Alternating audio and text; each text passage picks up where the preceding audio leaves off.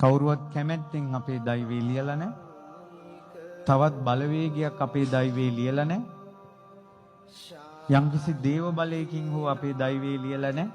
ඔබමයි චේතනාව පහල කළ දෛවයේ ලිව්වේ. ඔබ විතක හිතෙනවා ඇති මට ඇයි මෙහෙම අම්මා තාත්තා කෙනෙක් හම්බුනේ? ඇයි මට මෙහෙම මහත්තයෙක් හම්බුනේ? ඇයි මට මෙහෙම නෝනා කෙනෙක් හම්බුනේ?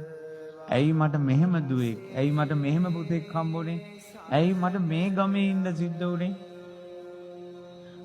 ඔබගේ හිත ඔබෙන් ප්‍රශ්න කරනවා ඇති.